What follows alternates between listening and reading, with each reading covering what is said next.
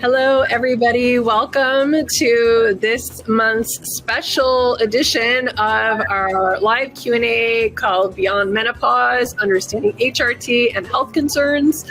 I'm Angela, your host. You know me because I'm always here, and you've seen me at Winona over the years. I'm here with Dr. Green and Dr. Perman. Dr. Cat is delivering a baby, so she is not going to join us, but we're all happy to have you here, and we'd love it if while Dr. Perman and Dr. Green do their introductions, if you would go ahead and start putting your questions in the chat. Apologies for my smoker vibes today. I am under the weather, so if I have to cough and hack, bear with me. I'll try to turn off my microphone.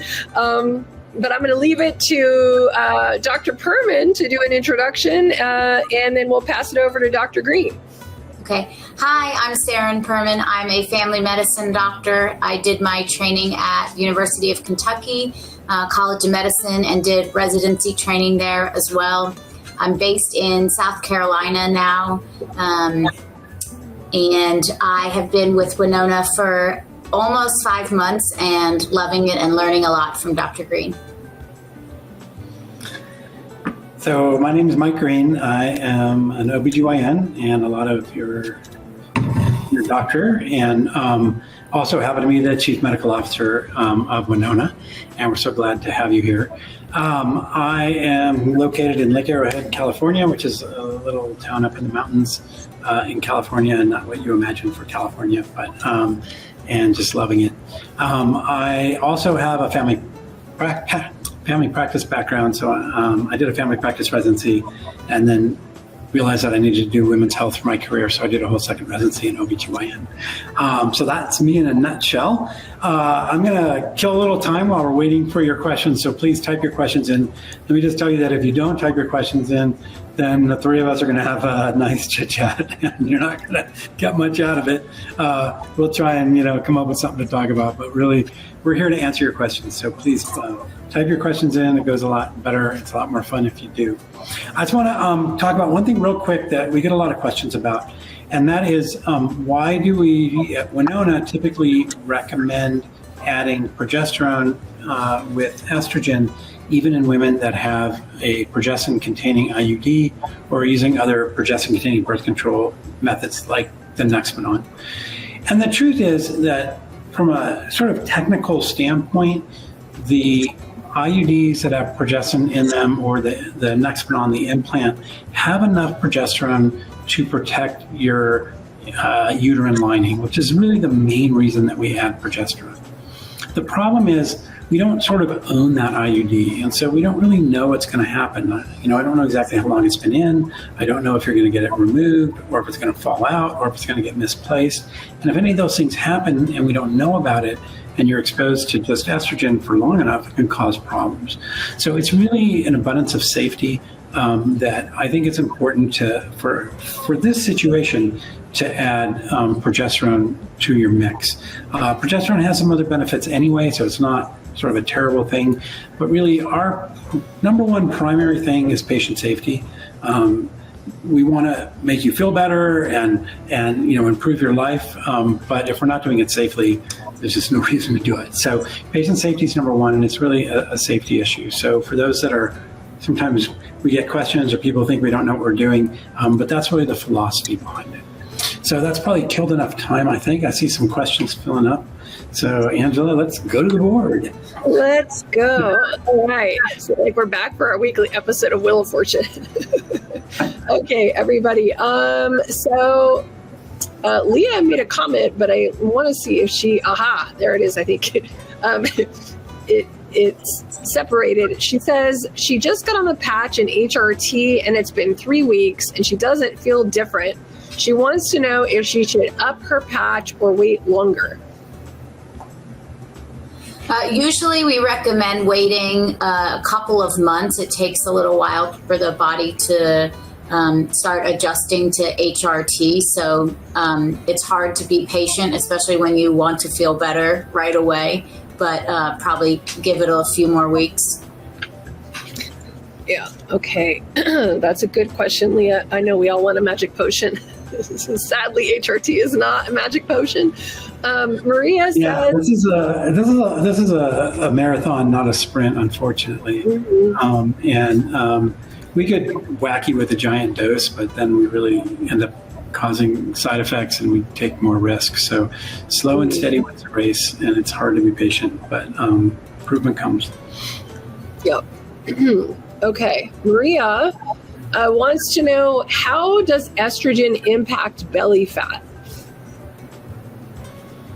You want to go on this one? Sure. So it's a good question.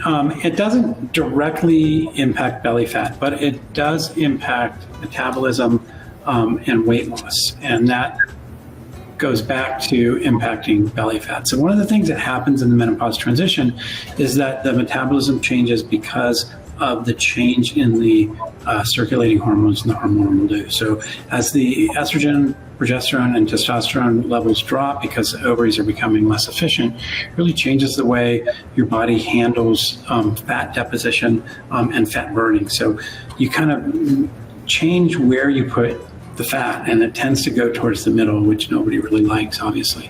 So getting the situation back to sort of those days before the menopause transition helps get your metabolism back to the way it was before. It changes again the fat distribution to a more favorable fat distribution, which means the fat away from the belly, in the central part. The other thing is that there's other benefits from estrogen that can help. One of the main ones is sleep benefits. So for a lot of people, as they go through the menopause transition, they're not getting good sleep for lots of reasons.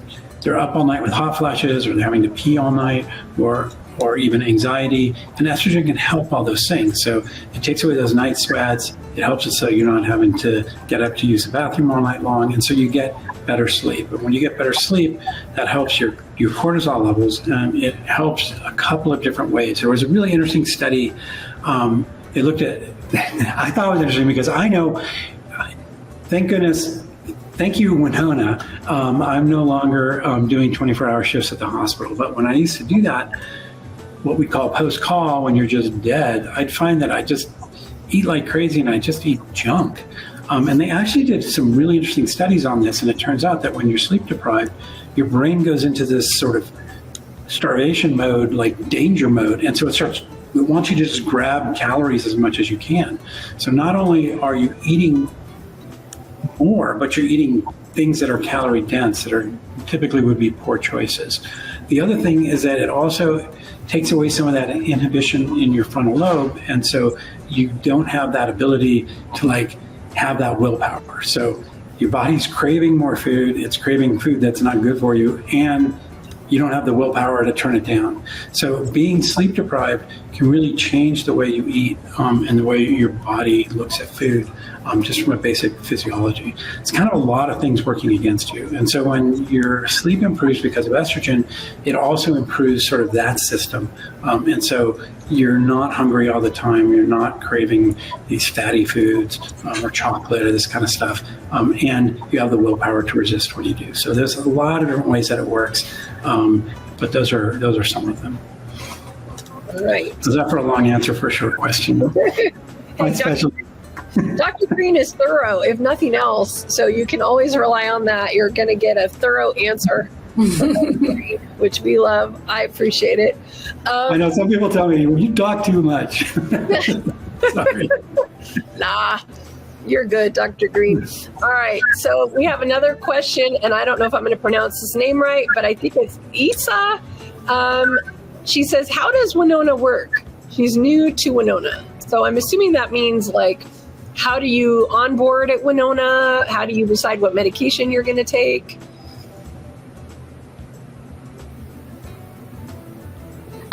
So if you feel like you are having menopausal symptoms, hot flashes, night sweats, mood swings, skin changes, joint pain, all the things that come with menopause, then you can fill out you can go online and do the intake, answer all the questions, and then it'll kind of guide you through what medication options would work for you. And then we, as the physicians, review the intake to make sure that everything, that we answer any questions that you have and make sure that we have a medication that's a good fit for you. We pick a dose based on how many symptoms you're having, how severe they are, and if you've been on medication before, and then review, either prescribe that for you or answer questions for you first if you have them, and then prescribe medication for you. There's always questions about whether we use blood work, and we don't, because it fluctuates very widely from day to day and even throughout the day. So usually based on your age and your symptoms, we prescribe medication. We usually use, there's not that many doses of estrogen and progesterone to use. So we either start low or in the middle, and then we move up if needed. So we don't necessarily need to track blood work or have your blood work in the first place to help treat symptoms of menopause. I'm going to jump in just because it's a funny story to remember, but I had two patients upset with me recently. One because she got on the Facebook group and a bunch of other people were on the exact same thing as her, and she's like, I thought you would visualize this. But a few days ago, I had another patient mad at me because there was somebody on the Facebook group that was on a different medication than she was, and she thought I was withholding something from her. So we really do individualize things based on your symptoms and your needs. But, you know, like Dr. Perman said, there's only like so many ways to do it. So a lot of people end up on the same thing because there's only so many things to end up on. But we do look at everything and individualize your treatment. Okay. Guys, we have a question from the Facebook group. It did work. Dr. Green, can you believe it? Oh my gosh. I'm shocked and amazed. It's only taken us 3 months. So Kristen is asking, she says, is it possible she's already sleeping better from 1 day of the 50-50 cream and DHEA pill treatment? Is there a wind-up period, or is it truly an immediate thing? Without the, you want to answer this one? Sure. Well, the short answer is we'll take it. Yeah.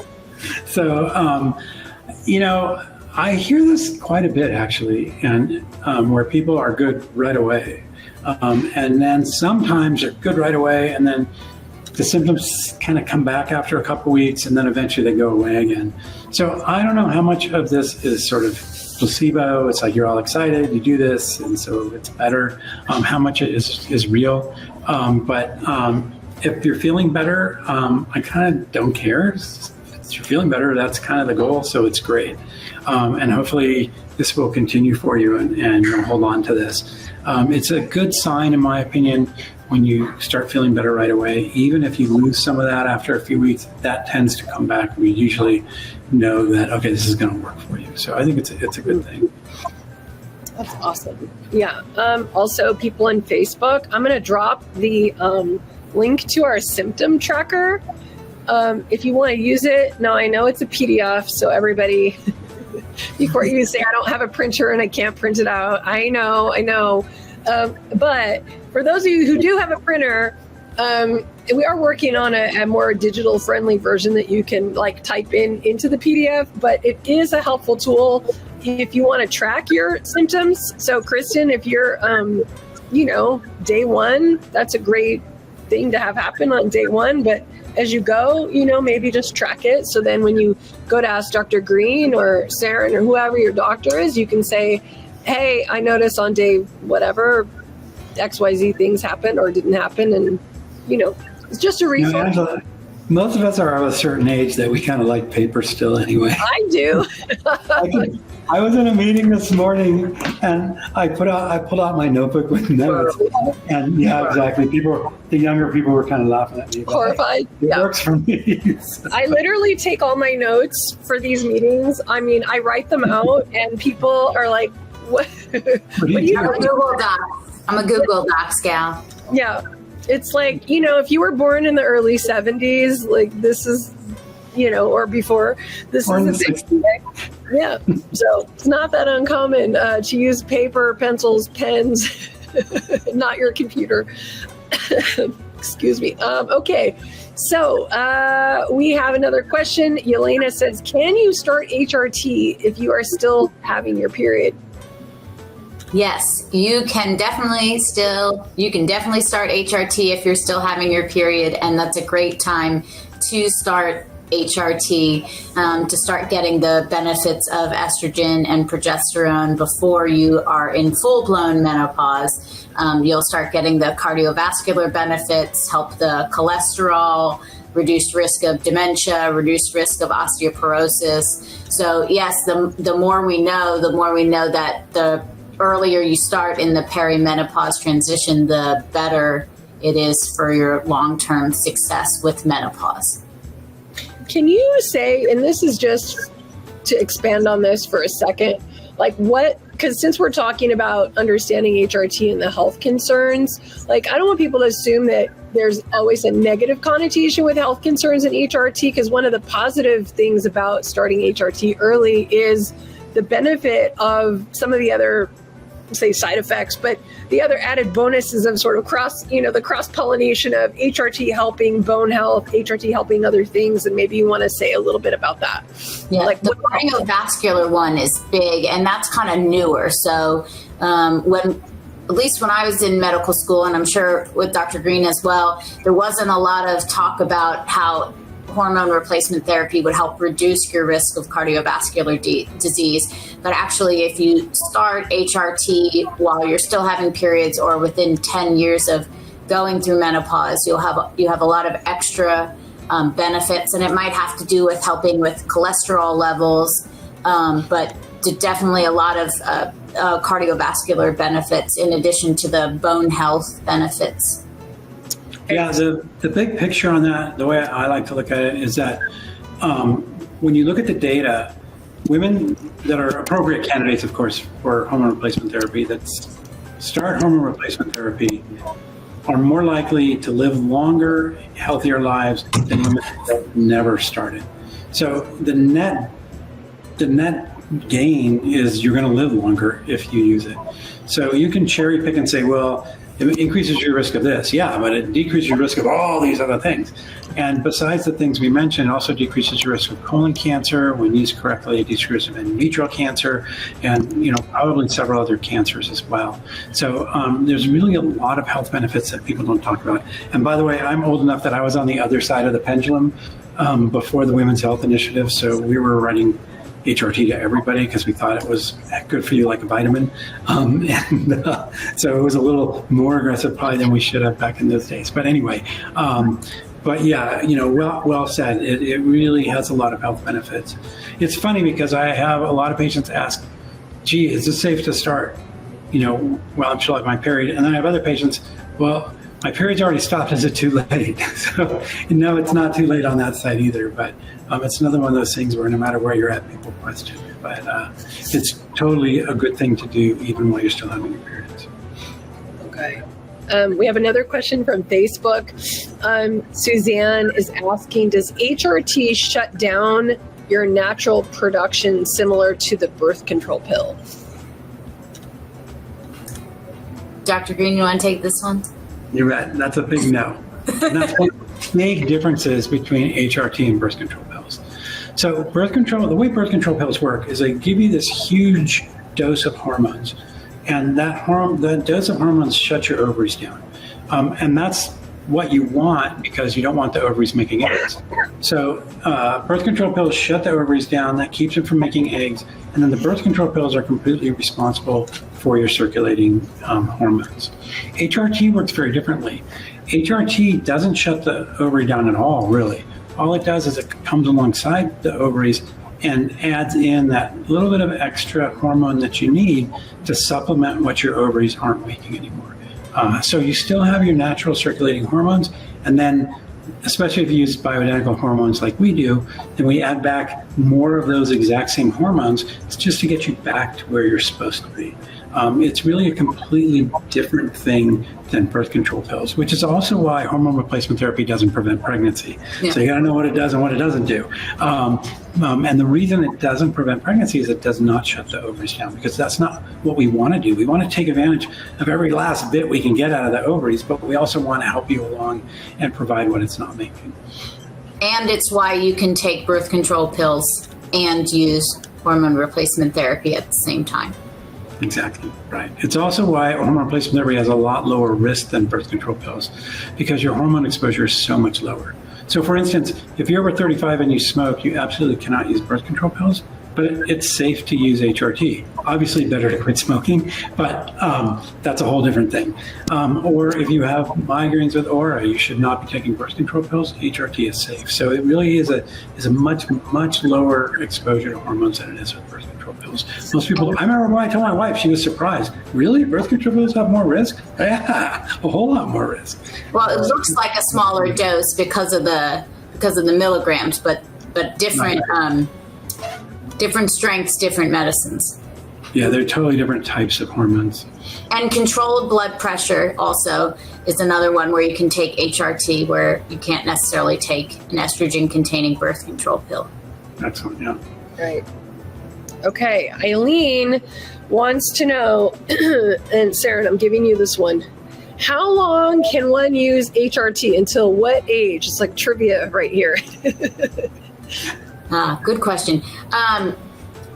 So generally we recommend you take it and then do a trial off of HRT every couple of years to see how you're doing off of medication. So every 2 or 3 years you stop it for a while and see how you do, and then restart it if you need to. But I don't believe there's a hard and fast rule. Dr. Green can correct me. Yeah, you can take it as long as it's helping. And there's some people that choose to take it indefinitely, which is, again, that's a choice that you want to talk about with your doctor, which is us, or whoever's providing your HRT. But there are women that choose to do that, and that's a reasonable choice if they're finding that it's still beneficial. So there isn't an absolute stop point. Age 60 is an interesting age because we don't start HRT for the first time after age 60. But if you're already on it, you can continue it past age 60. And there's kind of a complicated reason for that. And it really has to do with sort of statistical analysis of where the risks are. But as long as you've been on it before you turn 60, you can continue being on it as long as it's helping you. Excuse me. Okay. So our next question is from Roxanne.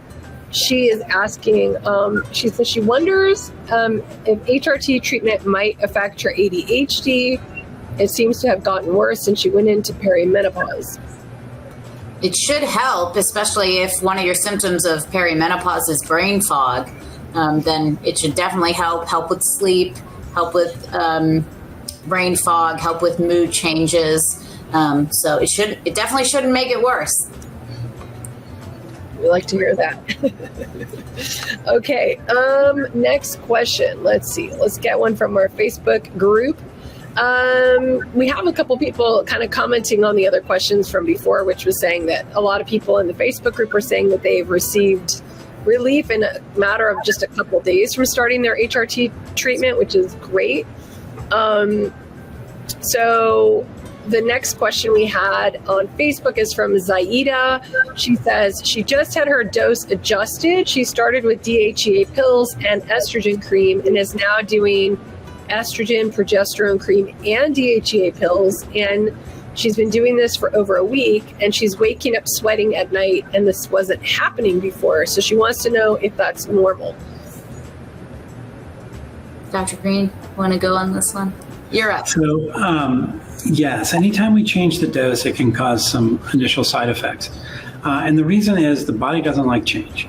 So if, it's all at this dose here, and then all of a sudden it's going up, and then it's going to go to this dose here, during that up part, the body kind of complains sometimes. And in fact, what we think causes hot flashes normally is the spiky nature of hormone release from the ovaries during the menopause transition. So because the ovaries become inefficient, they try to keep up, like they're trying to do their job. And so they're like store up, and then they spit out a bunch of estrogen at once instead of a nice steady amount, what they're supposed to do. And it's that spiky hormone that gives the hot flashes. When we change your dose, you're kind of getting that for a little while, because as your body goes from here to here, there's that adjustment phase, and it's like this change in hormone, and the body sometimes reacts to that with hot flashes and other symptoms. That should be short-lived, usually just a few weeks, and then you get that new steady level, and then things improve. So unfortunately, it can be a little uncomfortable for a few weeks, but it tends to get better pretty quickly. Awesome.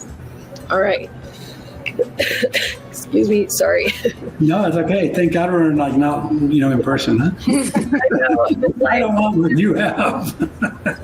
I don't want what I have either. No. I avoided COVID for 4 years, you guys. This is my first COVID. I know. Yeah. And I was like, and with an autoimmune disease. So I was like, high fives. I'm happy that I held out this long. So I blame Mexico. It's all Mexico's fault. Had a good time, but the post gift of travel is COVID. The airplane. Blame the airplane. Yes, the full flight. Okay, I answered Maria's question about how much is a Winona consultation. If you didn't see that, Maria, it is free. There's no cost to consult with our physicians. All right, so Rochelle Byron is asking, is the patch or cream more effective? They're both very effective. There's a couple benefits of the cream, which is why people in the Facebook group probably see that a lot of patients are on the cream. It has both estradiol and estradiol, so you get that 50-50 split of those two bioidentical hormones. And if you need progesterone, it's in the cream as well, whereas our patch only has estrogen. There are combo patches that have estrogen and progesterone, but they are quite expensive. So the cream, that is why we have a lot of patients that like the cream, but the cream and the patch work equally well in terms of delivering estrogen and bypassing the liver. The other thing is the only combo patch on the market uses a synthetic form of progestin, which has more side effects. So we've made the decision not to use synthetic forms of hormones, so the combo patch is out. We really think bioidentical hormones are the way to go. Okay. And just a note to everybody in the chat, thank you for putting your messages in the chat. I noticed there's some people putting questions in the section that says questions, which seems like a normal place to put them. But if you guys could all just put them in the chat, it's one less place. I'm looking at questions, Facebook, and the chat. So if you don't mind people putting questions in the questions section, I know it's counterintuitive, just put it in the chat. That would be amazing. Sorry about that. Following directions. They're trying. It's okay. All right. Why would people put questions in the questions? What are they thinking? I mean, chat says chat. We're chatting, but questions are questions. Yeah. All right. Elizabeth is asking, if there's light spotting, is it better to go up a level with HRT and increase DHEA? Her doctor is trying this next month, so hoping to hear the pros and the cons. She prefers cream because she feels like the dose is more consistent versus other ways to take HRT. Seems like her friends with injections or patches have a front load, then it wanes. Thoughts? That was a couple of questions. So first one, spotting is very common with hormone replacement therapy, especially at first. DHEA, I don't think is going to help with spotting. If you're having heavy bleeding, sometimes we'll increase progesterone short term to help with that. But DHEA, I don't think will help with the bleeding. We definitely like the cream versus the pellets, because the pellets definitely, I think that's what she was referring to with injections, they definitely start to wane after a couple months, so you start feeling really good and then kind of gradually go down. The other nice thing about the cream is it's a little bit easier to adjust the dose. We can, change how many pumps you do if needed. Can't cut a patch in half, so that's a little bit harder. But I don't know about the DHEA specifically with the spotting, if you want to address that, Dr. Green. Yeah, that's probably not going to address the spotting. Maybe raising that with the cream for other reasons, I would suspect. Okay. All right, I'm going to pop back over to Facebook. And by the way, I know, hey, look who's here. Hi. Hi, Kat. Hi. Sorry I'm a little bit late. I had to be on standby for a baby. That's okay. Everything come out all right? Did you come? She's still pregnant and her doc just got out of the section. So I'm like, good, you're available. I'm leaving. See you later. I want to jump in real quick because you may be saying at home, of course I can cut a patch in two. I got scissors. But the problem is, the way the patches in this matrix, I honestly don't understand the molecular dynamics and biochemistry exactly, but I'm told that the way they build the patch, if you cut it, it can really affect the way the medication is released. So even though, of course I can cut a patch in half, that's a big no-no because it can really mess up the release of the hormone. So don't try that at home. I like these tips, Dr. Green. It's good. We should have like a what not to do for people when they get there. We should have an insert for folks that try to be more positive. Please don't cut up your own meds and do things that you're not really supposed to do. Okay, our Facebook question is from someone named Charity. She's asking, and Dr. Kat, I'm going to give you this one since you just got here, and I'm sure you just would love to answer a question right now. Sure. Okay, the question is, how is hip pain related to menopause? They're asking, they're saying, I never knew it was linked to menopause. And for 2+ years, she's experienced a great deal of pain. And she read on our website how it has helped completely improve this. And she just started HRT and she's on day 2. I mean, the best way to describe this is that estrogen is beneficial for every tissue in a woman's body, but especially in joints specifically. When we lose estrogen, the joint materials, where those bones interface, they lose their elasticity, they lose their suppleness, and they just don't function the best. And so all of a sudden women will start to feel like I have arthritis, something's going on, like all my joints ache. But it's really the loss of estrogen from those joints that you're responding to. So when we add HRT into the mix, those joints can function at their best again. And so that's how it really can help.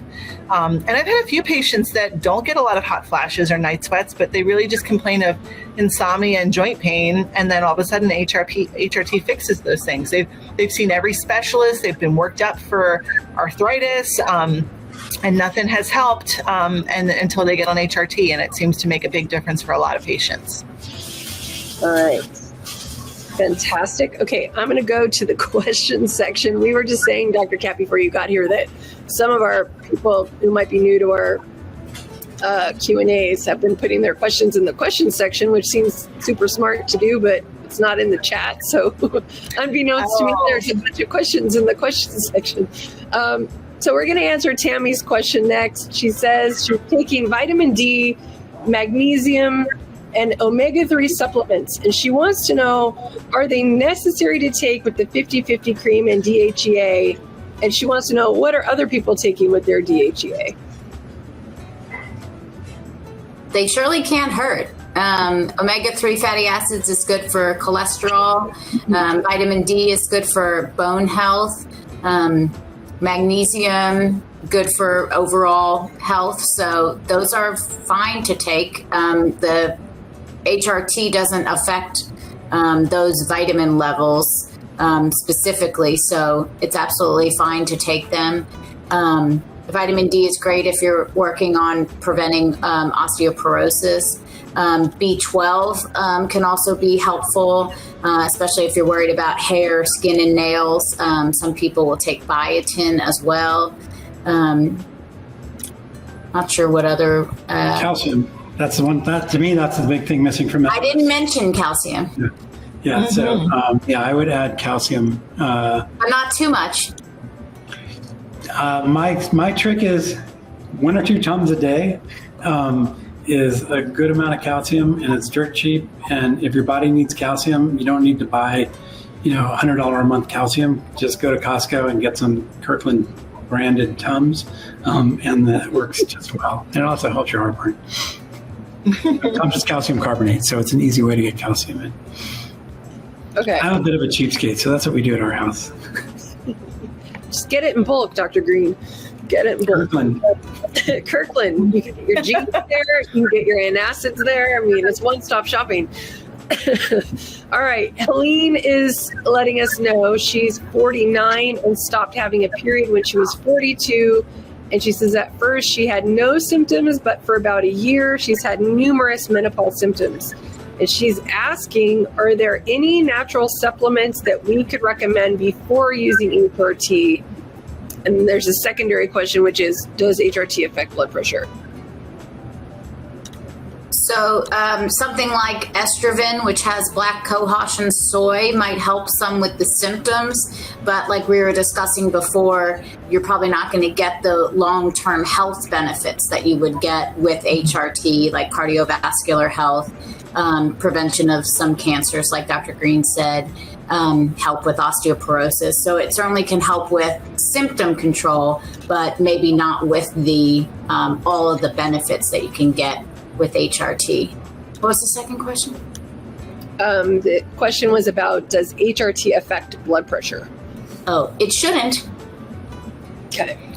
It can, like, temporarily, though. So, like, some patients that come to us that maybe have a borderline blood pressure or say they're on blood pressure medication, sometimes there can be, like, a reaction that their body has, and they can have a temporary bump in their blood pressure, but usually it goes away on its own. It's not something that we see long-term. So that's why I like patients to be well controlled on their blood pressure meds before they start HRT, because if they're coming to us and they're already hypertensive and their blood pressure is already out of control, then they look at the medication and they want to blame the medication on causing everything. I really want things to kind of be in check before we add another variable in the mix. Okay. All right. I'm going to answer one more question in the question section, then I'm going to bounce back into the normal chat. So Jennifer is saying she doesn't get more than 3 hours of sleep in a stretch, and she's sleep deprived constantly. Could HRT have a better effect or not? She's been on HRT Duave, I don't know if I'm pronouncing that right, for 5 months and has had no improvement. She doesn't have trouble falling asleep or getting back to sleep. It's the pain sensation that's waking her up. So she's asking about conventional HRT versus going to bioidentical, I think, right? Yeah, I think so. So sometimes your body might take to bioidentical HRT better just because it's more similar. It's similar to what your body makes on its own, compared to a synthetic hormone that your body might be a little bit resistant to. So it's worth a try. If you're not getting the relief of your symptoms that you really desire with your current HRT, sometimes we need to change it up. And that's why we're here to offer you an alternative. All right. I'm here. Sorry. I needed to talk longer so you had more time to hack or something in the background. Sweating to death, and I was like, I need a hair clip. Oh, I'm so sweaty. Okay. Let's go back to the main chat. Your chats aren't putting on a show today. Are they afraid of you because you're sick? Everyone's like, ugh. Okay, let me scroll. Normally they're all over her camera too. Oh my god, everybody's like, ugh. All right. Sorry for me to scroll for a second, everyone. This is the part where we would play some like elevator hold music. Now a word from our sponsor. Exactly. Okay. Okay. Victoria. She says, thank you all. She's never felt better in a long time. Great. Happy to hear that. When do you know to raise your dosage? At night, she feels like some of her symptoms are coming back, but not consistently. Does she just wait while things are evening out? So I'll take that. Yeah, go ahead. The way I look at it, so there's really two answers to this depending on what situation you're in. If you've been on this for a while, this happens a lot of times. People ask, well, when would we change the dose? And the answer is the correct dose is that which controls your symptoms without causing side effects. And if that's the situation we're in, then we keep the dose the same, because why mess with success?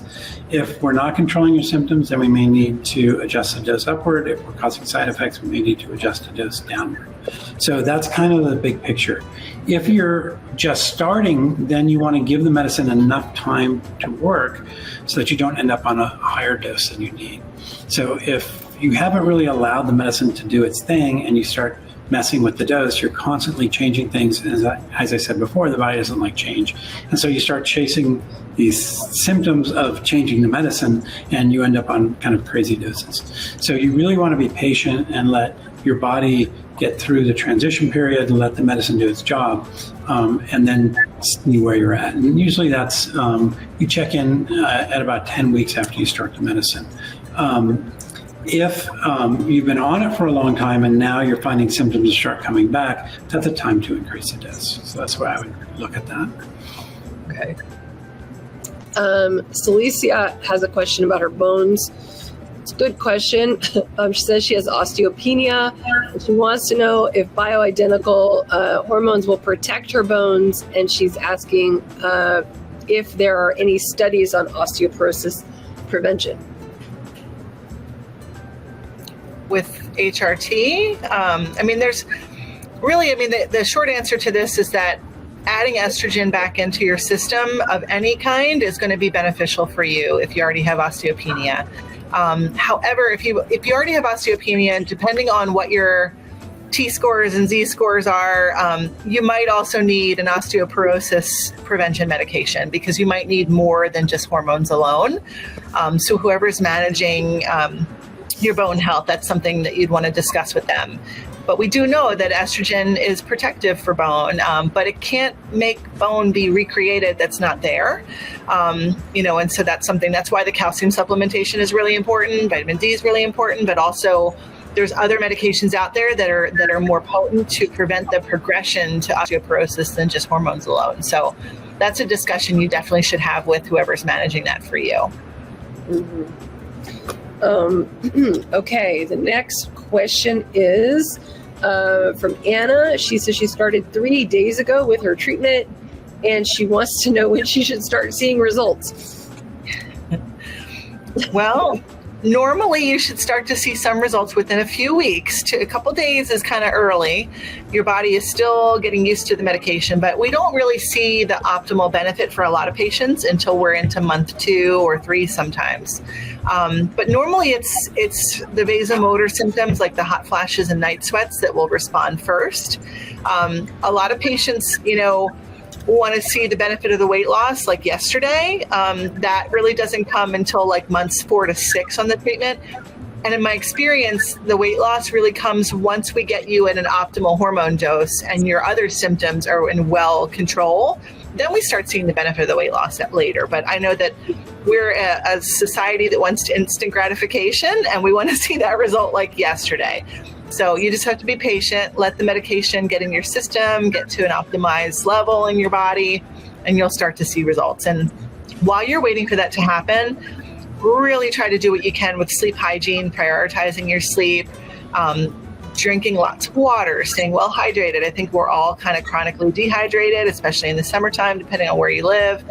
And do what you can as to like optimizing the benefit of your diet too, and healthy. Oh, I am not a good spokesperson for that right now because I'm at Starbucks, but yeah. You need caffeine. Yeah, you need both. Yes. But eating a whole foods diet, staying with fresh foods that can go bad, trying to stay away from a lot of processed foods and eating lots of green leafy vegetables. Like try to do all those other things that you should be doing in concert with the hormones, and then hopefully in time that you'll start to see the benefits, within those first few weeks. And we get asked a lot if patients can take their GLP-1 agonists like Ozempic or Wegovy with HRT, and the answer is yes, definitely. Yes. Yeah, there's actually emerging data that they really work well together for women going through the menopause transition. So the two work better than more than just additive, it seems. So it's actually a really potent combination. Mm-hmm. Okay. We have a question from Facebook. Dr. Kat, we got it to work finally. Yay! I know. You'd be happy about that. I'm happy about these little successes. Okay, the question is, how do I determine if I should be asking for DHEA? Well, I mean, you have to think about what the goal of DHEA. It's an optional addition for many patients. There's a kitty going behind you. That's Cookie. So basically, when we often recommend DHEA for patients who need help with energy throughout the day, that really struggle with fatigue. It really helps to optimize your energy levels throughout the day, but it can also help to boost your metabolism. It can help libido. DHEA is a precursor hormone that when your body metabolizes it, it breaks down into estrogen and testosterone. So it's our way of adding in some low-dose testosterone safely, because we can't prescribe testosterone via telemedicine. So it's something that can help with all of those things. And so if you have any of those problems, and often we look at your list of symptoms that you do during onboarding as your Winona doc, and if we see certain symptoms and you've declined the DHEA, I usually send you a quick little sweet message saying, hey, I noticed you complain about fatigue and low libido and weight gain. Why did you decide to not choose the DHEA? That might be a really helpful addition. So I might kind of prompt patients that I really think it would be helpful. And so that's something that, if you have those symptoms, you can talk to your doctor about it if you haven't started on it in the beginning. So DHEA is this funny thing. There's just so much misinformation out there on the internet. And there's a reason for it, actually. DHEA is a performance-enhancing drug in really massive doses.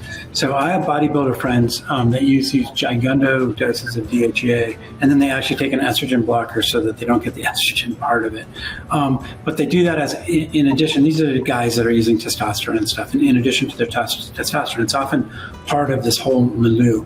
And in fact, most bodybuilding, professional bodybuilding organizations have DHEA as a banned substance. And so when you go on these sites like the Mayo Clinic or the Cleveland Clinic, they have all this scary stuff about DHEA. But they're really talking about DHEA in these giant doses that these athletes and bodybuilders use. In the 25 to 50 milligram dose that we use, it's not going to cause all those scary problems that you read about. So it's really very safe. But it's enough to boost that testosterone to sort of normal female levels where you want it to be and get the benefit. So I think that's why a lot of people decline the DHEA is they read all this scary stuff about it.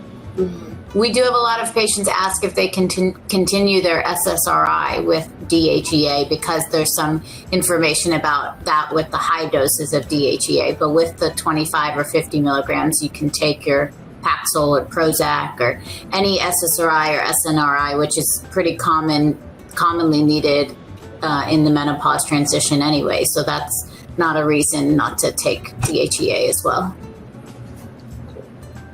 All right, we have a favorite question. I don't know, Dr. Green, you might want this one. Got it. It's going to be on test. This is how do you know the dose of estrogen and progesterone without knowing current levels with a blood test? Oh, we did this one a little. Yeah, so here's the thing. Blood tests, I hate to say this, are essentially useless when it comes to managing hormones. First of all, your hormone levels vary from day to day and even throughout the day. So you could check it now, you could check it an hour or two from now, and it's going to be a totally different number. So that's part of the problem. Second problem is that there are certain companies out there that are using these saliva tests or these spot blood tests, and they're incredibly inaccurate. They're just essentially useless. Unfortunately, the lab industry has become a multi-billion-dollar industry. I don't know about you, I get emails all the time from Quest telling you about their sale on, hey, get this panel. It's like when do people just get to order their own blood tests from Quest? It's kind of weird. But so that's kind of what's going on. And these hormone tests these tests for hormones are really not helpful at all. Your body is a much more sensitive assay than anything we have in the lab. Your body tells us what's going on. Listen to your body. Your body's pretty darn smart. And so that's what we do. And we listen to you, what you're telling us, what your symptoms are. And based on those symptoms, we know whether we need to adjust up or down or add something else. This is what we do all day, every day. And when you do something all the time, you start cluing into the subtle clues, and so that we can manage your dosing and what hormone you should be on based on these subtle clues that your body is telling us. So it's really the right way to do it. It's the right way to do a lot of things. Blood tests can be very helpful for some things, but for a lot of things they just aren't. The example I like to give, I have high blood pressure, so I'm on beta blocker for my blood pressure. Nobody's ever going to do a beta blocker level to see if they need to adjust my beta blocker. They're going to check my symptom, which is my blood pressure. Is my symptom better? Is it worse? And from that, they're going to adjust my medicine. They're not going to do a beta blocker blood level to see if my beta blocker needs to be adjusted up or down. And we do the same thing with your estrogen dose. Okay. I like it. All right. Natalie is saying she has a question regarding the impact of HRT, or if any, what she's saying regarding impact, if any, that medications have on treatment. She's saying that she recently discovered a cyst on her uterus and it's benign, but she wants to be safer than sorry until she has it removed. Should she be concerned and stop medications?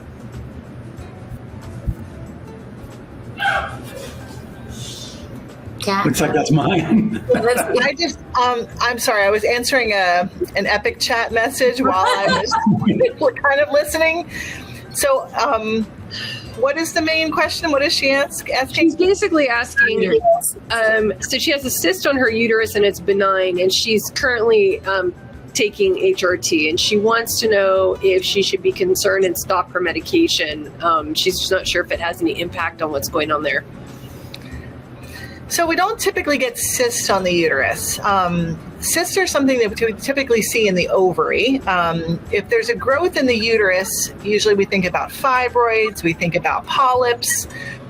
So whoever did the diagnosing of the abnormality that's in the uterus, this would be a discussion that you'd want to have with them, because they're the ones that have that diagnostic information.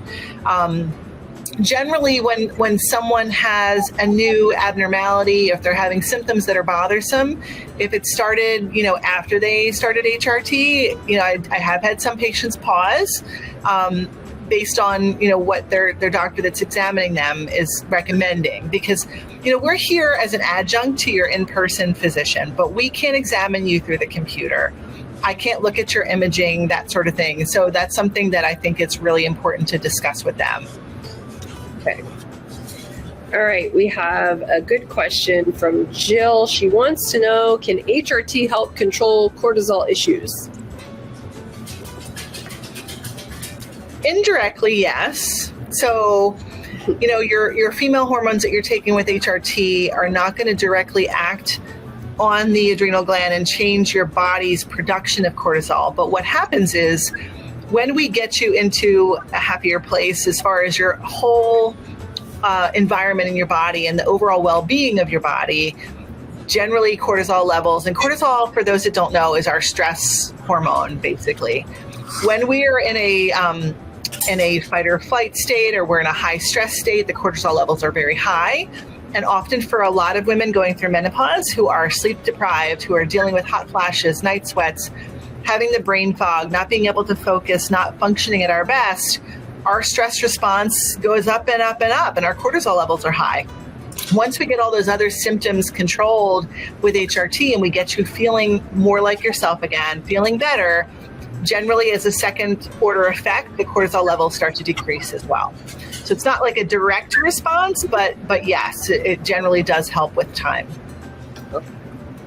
All right. I'm going to go back to our Facebook friends.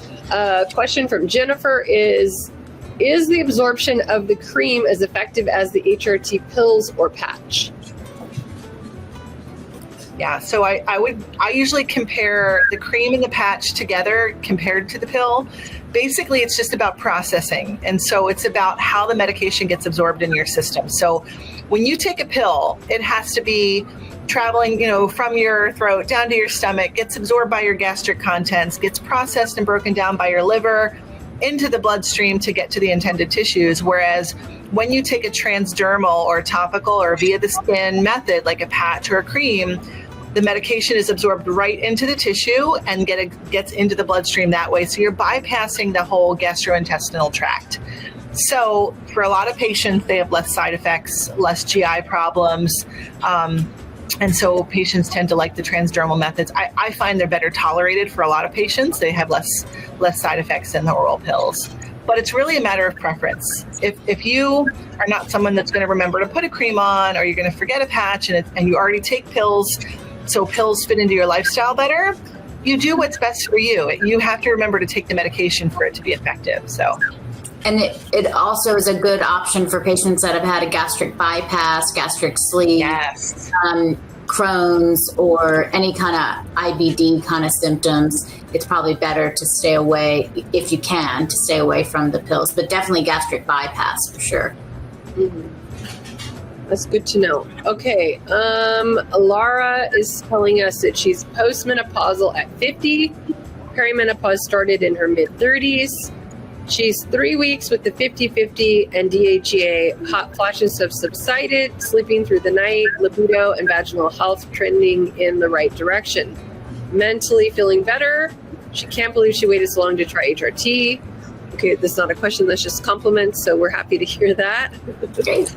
You hear that? That's what I hear a lot. That's the big complaint, is like, I wish I would have done this sooner. Yeah, that's great. Okay, let's move down to Victoria. She is asking, she said she's never felt better in a long time, but she wants to know, when do you know to raise your dosage at night? She feels some of the symptoms coming back, but not consistently, and she wants to know if she should just wait while things are still evening out. Want to do that one again? How long has she been on the medication? She doesn't say. So yeah, we kind of talked about that. If you haven't been on it for more than 3 months, I would wait it out. If you've been on it for a long time and now symptoms are starting to come back, it may be time to increase the dose. So it kind of depends on the timing of this. If you've been on it long enough that it should be at its maximum benefit, which is about 3 months or so, then it may be time to adjust the dose. But if you've only been on it for a month or two or less, I'd wait it out a little bit longer. Okay. All right. Melissa is telling us that she's gained 16 pounds, boo, over the past 5 months. And she's now on HRT, still exercising and eating well. And she wants to know, how do you lose weight, and will HRT help? Well, Kat answered this one as well a bit, and it's a long process. She said, up to 6 months before you start losing weight, and also related to cortisol levels, you have to be feeling better, getting sleep, exercising, eating right, all of that stuff. And we touched on possibly using a GLP-1 agonist if you're a candidate for it to help with HRT. But it's a long process, unfortunately. Yeah. I think you answered most of that, right, Kat? Previously? Yeah. That was a nice synopsis, though. I was trying to, yeah. That's I'm good at repeating. Something I'm not skilled at. Good at repeating. It would have taken me 10 minutes. Oh, okay. I like it. It's teamwork, everybody. Teamwork. Okay, back to Facebook. Facebook question is from Amy. She says, my mom had a total hysterectomy in her 30s and is now 74. She took estradiol until she had a stroke a few years ago. She hates being off and has lots of symptoms. Is HRT an absolute no? Yes. Yeah. Unfortunately, yes. Based on age and stroke history, unfortunately, yes. But there are other options. There's Veoza. Yeah, I was going to say Veoza for helping with symptom control. She can certainly try over-the-counters like black cohosh and soy to see if that helps. But yeah, nobody's going to give estrogen, unfortunately, with that stroke history, because we don't want to cause another stroke. Got it. Okay. Sorry. Next question, also from Facebook. This is from Renee. She says she's only on her 5th day of cream and is waking up 2 to 3 times per night. Will it eventually help with sleep? She's read lots of women are sleeping like a baby, and she doesn't expect overnight results, but she's wondering. The good news is the night sweats are gone. Well, that's a positive. I guess my question back to that, if a patient wrote to me with those same concerns, I would ask them how many times were they getting up before they started the cream? Because if they were sleeping through the night before the cream and it's still happening, then you need to give it more time. It's one of those things that some women, though, can get energized when taking hormones, and sometimes it can disrupt your sleep. But usually after 5 days, it's too short of a time period to really assess for that. We just need to give your body some more time. Yeah, there's this weird thing with progesterone. I'd say about 5%, maybe a little bit less. Instead of sedating, it can be activating like caffeine. So that does happen now and then. The other thing, even less, but I hear it, is it can sometimes give people really vivid dreams or sometimes nightmares. So if that happens, you want to start taking it in the morning and it fixes the problem. But it can happen. It's less likely, but it's not completely insignificant. So, if you're waking up with night terrors, move the medicine to the morning if that's what's waking you up. And we get asked a lot when we recommend the medicines. Most patients like taking the DHEA in the morning and the estrogen and progesterone at night. But it's, as Kat said, if that doesn't work with your schedule and you're going to forget to do it, then, whatever works best for you. That's just what most people do. And it's fine to play around with this that way. That's the wrong way to say it.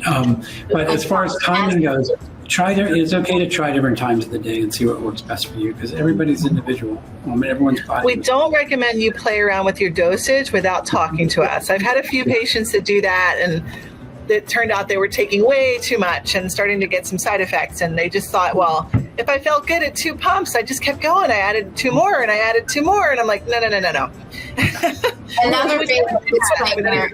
Yeah. And I had one patient that stopped progesterone because she didn't think it was making her feel very good. If you're on estrogen and you have a uterus, you have to have the progesterone. So don't stop the progesterone. Definitely ask us first if there's issues going on. Don't just stop the progesterone.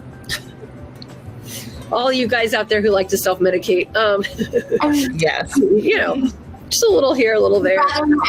We'd rather you ask. They're going to say, Dr. Green said. Play around with it. That's it. You heard it here first. Okay, somebody on Facebook, Jennifer wants to know, she says she started noticing that she's sleeping much better, but she's noticing bloating with the 50-50 cream. How long does that last?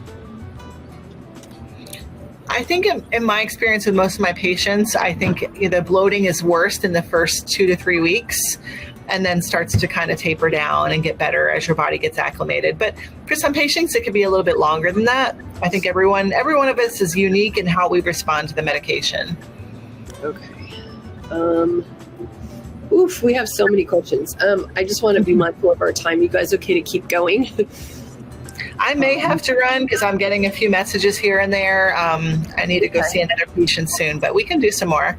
We can do like maybe another 5 minutes ish. Tell her to blow, not to push. That's funny. Okay. Renee is asking, please talk about the correlation between cholesterol levels, estrogen, and whether HRT will help make it lower. That's a Dr. Green kind of question or a Dr. Perman kind of question. So net effect on average of course, is that HRT should lower LDL, that's bad cholesterol. It should raise HDL, that's good cholesterol. So that's the good news.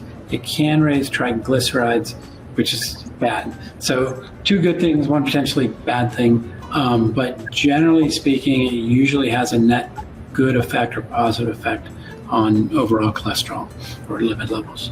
There is, we do get a lot of questions in the package insert. It does mention cholesterol and let us know if you have high cholesterol. So we get a lot of questions afterwards about that. I think the main time to maybe not take HRT would be if your triglycerides are really high, like above 500, which you would have been told by your in-person doctor if you had very high triglycerides.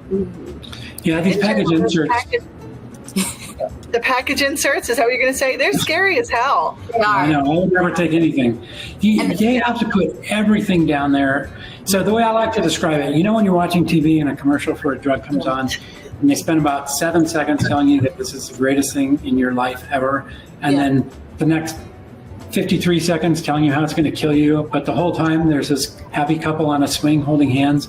Okay, that's the package insert. So, it's like, it's scary, but it's like anything that could possibly go wrong in the history of the world is going to be put in that package insert. And most of those things are very rare or just sort of ridiculous. Yeah. And some of them aren't even true. There's a thing called class labeling. So, like my favorite example is if you're on a progestin-only birth control method, the package insert has everything in there for combined birth control pills, all the estrogen side effects, even though you're not taking an estrogen, the FDA says you have to put it in that thing. So a lot of the stuff in the package insert isn't even true for the actual medicine you're taking. It's kind of weird the way these things are built. Amazing. Those commercials are always scary. I'm like, I don't want any of that. I mean, the one exception, though, if you remember the early Ozempic commercials, remember the Ozempic, those ones. When you listen to all the like scary stuff, one of them was may cause weight loss. It's like what? That's what everybody started. But that was when it wasn't FDA. When it wasn't a weight loss drug, right? Before for diabetes. Before Kim Kardashian found out about it. Oh my gosh, and every other person known to man. Okay. Good stuff. All right, we have a question from Erin on Facebook. She says she's in week 7 of HRT cream with progesterone and DHEA. She's read that cream progesterone isn't as strong to be helpful in preventing cancer. Is the pill form better? She says she's gained 9 pounds and she's taking a diuretic, but still not seeing any change. How long is the typical time in HRT or on HRT before she can hope to see weight loss? Well, we answered that part of the question already earlier. Like once we optimize your hormone levels, it could be like 4 to 6 months before you start to see the weight loss. But when it comes to the topical progesterone versus oral progesterone, so there's a lot of internet gurus and a lot of doctors out there that are helping patients with menopause that tell you to run away from topical progesterone, that it's dangerous. Really, as long as you have the right type of progesterone, which is micronized progesterone, in an adequate dose, it is sufficient to protect the endometrial lining from overgrowth, which is what we're worried about when it comes to estrogen. And the interesting thing to me is that when we prescribe birth controls that are combination, we also use topical combination birth controls as well. We never scrutinize that. But now all of a sudden, I think it's really a criticism of compounded medication. And it's a way for people to really kind of steer people back to the only FDA approved versions that are out there. But we have, I don't know how many patients we're up to, Dr. Green, you know those numbers more than me. But we have a large amount of patients that have been using the combination cream with estrogen and progesterone. And if there really was a problem with the topical progesterone not being protective, we would be seeing a lot more complications, and we are just not.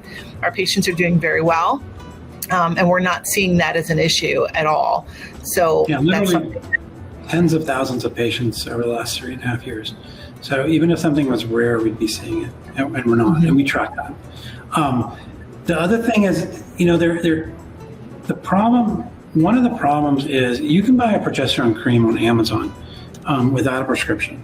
And it's progesterone sort of in name only. So they throw a teeny bit of progesterone in there so they can call it a progesterone cream. But it's not enough to do anything. And so there have been problems with people that are on estrogen and they get an over-the-counter progesterone cream and they think it's going to protect them, and it's just not. And those people end up with problems. So I think that's where some of this is coming from.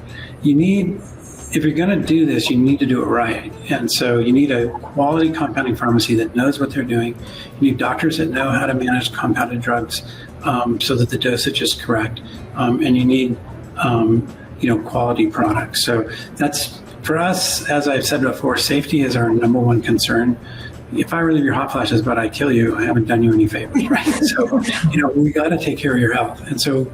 And just honestly, from a business standpoint, if we start causing all these problems, we're not going to be in business anymore. So we're extremely careful about providing progesterone in a safe way for you, so that it's not going to increase your risk of any kind of cancer, particularly of uterine cancer, which is, what the fear is. And I think some of this is our competitors that don't have the compounding pharmacy that we have that are kind of throwing some of this out, which is, I guess all fair and love-worn business, but it's really, there's a lot of fear-mongering out there. Okay, we have a couple good questions about coming from the Facebook group. I don't know what this is, and I think it's a short question. It's about weight loss with HRT. Can you take HCG for weight loss with HRT? Is a question from Jennifer. What is that? Are people still doing that? It's pregnancy hormone. I'm sorry. If that's something you want to do, knock yourself out. I shouldn't laugh, but I feel like that was a trend we saw like about 10 years ago, that women were on this HCG diet, and they were taking, doses of HCG, which is human chorionic gonadotrophin, which is basically our pregnancy hormone. And it was a trend. I saw a lot of it at some of my other places I've worked, years ago. But I didn't know anyone was still using that, especially when we have really great medications that are really helpful. And I never saw really great data saying that the HCG diet or the HCG supplements really helped significantly with weight loss. It seemed like one of those trendy things that was in and then it was out. So it's not going to get in the way of your HRT, but I just don't think it's useful. I never really understood it anyway, because people gain weight in pregnancy. So why would you want a bunch of pregnancy hormone? Unless they're hoping that you're going to get so much nausea you won't be able to eat. It seems like a terrible way of doing it. But seriously, if you're going to do, an expensive injectable medication, go with the GLP-1. Those things work really well. The HCG, there's just not really good data for it. But I don't think there's a risk with HRT and HCG. Mm-hmm. But if you really want to do it, it's okay to be on your HRT. Right. Somebody's asking about the estrogen and progesterone cream dosage. This is from Kimberly. She says her pump has been inconsistent every single time she's on day 7. And is this worrisome? Sometimes there can be air in the pump and it needs to be primed. So one thing, if it really seems totally inconsistent, there's probably some air bubbles. And pumping it quickly 4 or 5 times should get that out. You can also contact patient services and they can help you with this. Once in a very, very blue moon, there's a faulty pump and then we just send a replacement. That fortunately is really rare. I can tell you that the pumps are calibrated to be within 5%, which is better than what you're like. If you go and buy a pill and it says, let's say you get ibuprofen that says it has 200 milligrams, they're allowed to be 200 milligrams plus or minus 10%. So the pump is actually more accurate than a pill as far as tolerance of the variability. But like anything, there can be issues like an air bubble in the pump or something like that. Mm-hmm. So try rapidly pumping 4 or 5 times. They overfill the pump. There's always a little bit of extra in each pump, which is why sometimes people are like, am I doing it wrong? Because I always have extra at the end of the month. It's because we purposely put a little extra in for you. So you'll still have enough if you do that. If that doesn't work, contact patient services and they can help you. And if necessary, we can send you a new one.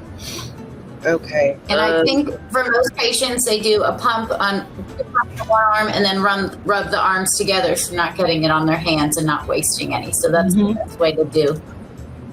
That's my video, me doing that. Very good. I like that tutorial. Also, there's lots of tutorials on our Instagram. Another question we get a lot. What's the best Instagram and YouTube, we have that as well. This way. Yeah. Lots of people that are our patients doing tutorials, myself included. And for people that are worried, you can also apply it to the inner thigh or the back of the knee. So sometimes people, I don't want it to get on my pet or my grandchild. Honestly, it's absorbed within 30 minutes. It's extremely unlikely that it's going to cause a problem that way. But if you're really worried about it, there are other places like the inner thigh or the back of the knee that can be used.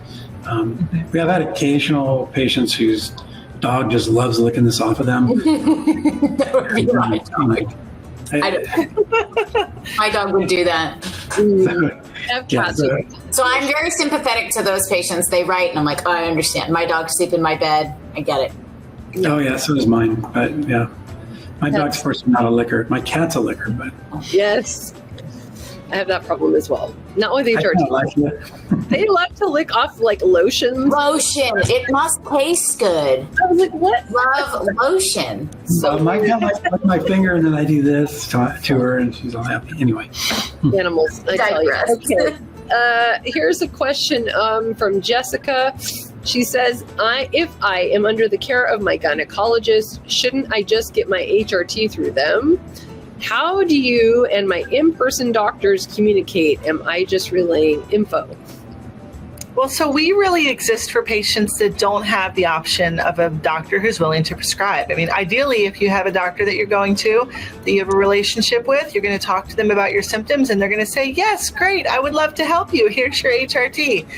But in America, that just doesn't happen as often as it should. And too many physicians are just not comfortable prescribing HRT. And they might tell you it's a normal part of aging, or they might throw antidepressants at you instead, just because they don't have the experience or the comfort level of prescribing. And so Winona really exists for patients who don't have that as an option. So, if you go and you talk to your in-person doctor and they are not willing to have the discussion, then you come to us and we can help you. And as far as discussing, this is something that, whenever you go to a new doctor and they ask you what medications you're taking, if you're on our HRT, we want you to be completely transparent with your in-person provider and let them know what you're taking. It's important for them to be able to take care of you safely. Like Dr. Green mentioned, like our first priority is being safe. Same thing with us. We want you to be completely transparent. When you're filling out our questionnaire, please tell us every medication you're on. We know what you tell us. We don't have access to your records. I think that was part of the question. Right. Garbage in is garbage out. If you're not thorough with us, there's no way we can read your mind and know what's happening unless you put it in that medical history questionnaire. So it's really important that you be open and let everyone know what you're taking. But this is something that if your doctor is not willing to prescribe, I've had a lot of patients that come to us because they've gone to 3 different doctors and no one's willing to help them. We prescribe, they do great, and then what happens is they go back to their doctor, whether it be their GYN or their PCP, and they say, I feel great, I've been on this HRT from Winona, and guess what? That doctor thinks, maybe I need to think about this a little bit more. Look how great my patient's doing. So we are winning the hearts and minds of doctors sometimes that way. Another reason is if you want the cream, if you want estrogen with the 50-50 and progesterone, your local pharmacy might not have that. They might only have the pill and the patch. So if you know that you like hormones or you've been on a testosterone pellet and you decided that pellet's not the way to go, we do also have patients that have experience with HRT, but they want to get it in a different way. So you can have that as well. The other thing, and as a primary care doctor, I'll tell you this, we don't get a lot of training in HRT in general. So there's a lot of misinformation about migraine with aura. And as Dr. Green said, you can take HRT if you have migraine with aura. You can take HRT if you smoke, although we'd rather you not smoke. But, the things that we know about birth control pills, a lot of times your in-person doctor may not have as much training on HRT as they do on birth control pills, because we get a lot of training on birth control pills. Mm-hmm. The other thing is too, I know I have a good in-person gyno, but she doesn't they wanted to prescribe me synthetic hormones, and I was like, no. So my wife, her OBGYN wanted to prescribe her Premarin. Yep. And when she said she wanted bioidentical, she said what I do. They're like, well, have your husband prescribe it. Yeah. So, there's that too. I mean, I don't know, if that's a standard, if that's a pharmaceutical thing where that's the norm to push. I think it's a knowledge-based thing. Yeah. I don't think it's an evil pharmaceutical thing, quite honestly. I think it's a knowledge-based thing. Yeah. Okay. Well, that's interesting. All right. 1 more, 2 more. I'm good. You guys good? All right. Okay, Elizabeth is saying she wants to share how much she loves being a part of Winona over the last year and appreciates the team dedication and the HRT and DHEA. She says have literally helped her feel like her old self. She's thankful. She found so much information on our website that she felt confident to try this. And she really didn't realize when she first started with Winona how bad her sleep and energy really was. And she feels that every woman on the planet could benefit from Winona. Oh, yay. Elizabeth, I'm copying this for a testimonial. Hope you don't mind. Elizabeth. The patient wrote me on Winona just now that she saw me she attended the session and she saw me, and thank you. Oh, that's so nice. Yeah, I mean, you know, that's one of the reasons we've been trying to get this in the women's group broadcast, because it's, you know, it's hard to promote it. People in that group live all over the place, and you know, and we're real people. Yeah, I think that a lot of times patients think we're like a bot. I know, I get asked a lot. Say, are you real? Is someone there? And I said, yes, I'm very real, but like, here you see us, you know? Yeah, I had someone say, if you're a real person, type in pineapple. So I typed in pineapple, and then I hit send, and then I thought about it. I'm like, and I type in, does that really work? And yeah, like, I don't know if that would probably not, but the fact that you asked me if it really worked tells me you're a real person. We have, I think, let me just make sure I'm not skipping over. We have, I think, 3 more questions from Facebook, and I think there's a couple in the questions section. So we got a last call. This is it. Okay, this is from Laura. She says, I have a handful of uterine fibroids, and she's hopeful that HRT will help support the death of these fibroids by balancing out estrogen versus progesterone. Have you had patients have success with this? It probably won't kill the fibroids, but it shouldn't make them worse. You know, it's safe to use HRT for most women that have fibroids. Typically does not make them worse, but it's also not a poison dart for your fibroids either, unfortunately. I wish it was. But yeah, it's probably not going to kill them. I gotta go. All right, Dr. Kat. Happy Wonderful. So I'm gonna run, but have a great night, everyone. Thank you. Talk to you soon. All right, see ya. Bye. Okay, so Sherry has a question. And Dr. Green has also told patients, I'm sure, that there are certainly patients out there that probably have fibroids that don't even know that they have fibroids. They're very common. Would you say up to 30% of patients, of women? Yeah, if you just grabbed 100 women off the street that had no symptoms and did ultrasounds, yeah, probably 30 of them are going to have fibroids of some sort. Probably wouldn't be a very ethical thing to do. You know, I want to. But these are the questions that I've asked, so I figure other people have them too. This is true. Excuse me. Okay. The question is, this is from Sherry on Facebook. She says, if you recently reached the year mark for no period, will starting HRT bring your period back or period-like symptoms? You may have some bleeding when you first start HRT, which of course is kind of a bummer when you haven't had your period for a year.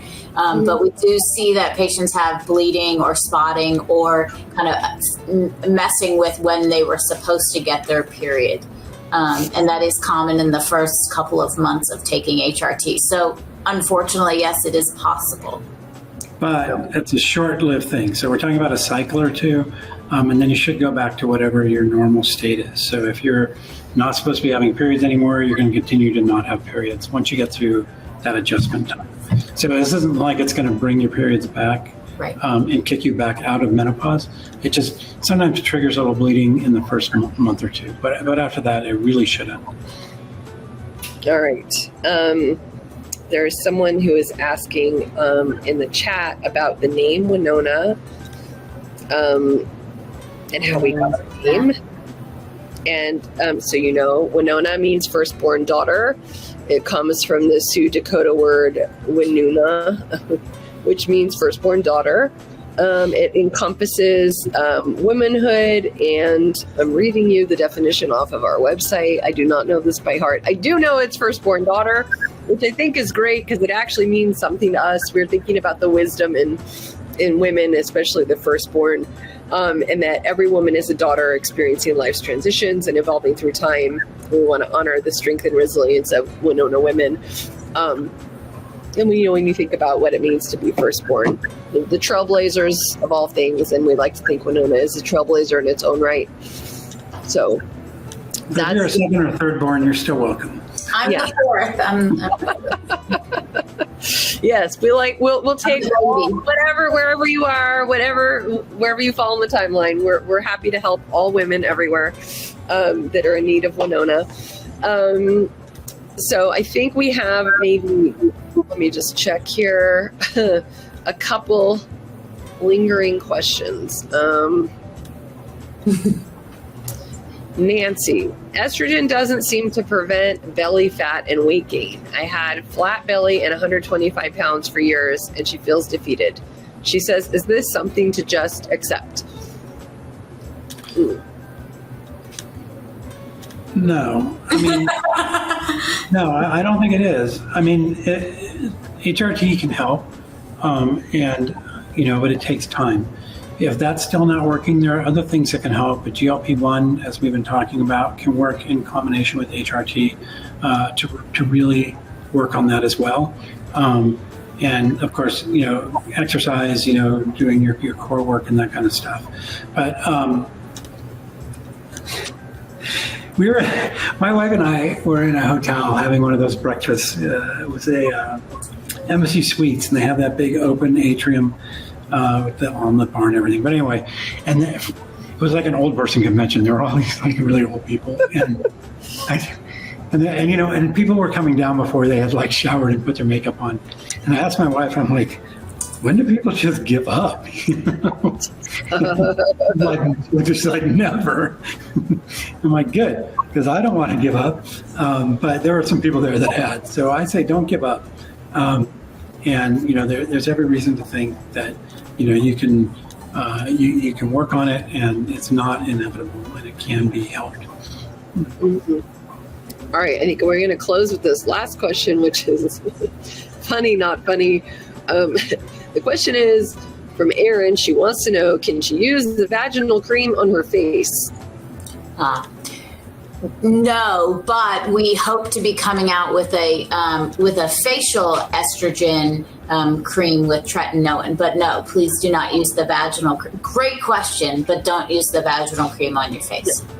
So actually, August 21st is our launch. No, this is the first time we've actually had a date. I've been told 2 weeks for the last 3 or 4 months, but now we have a date. August 21st is our launch date.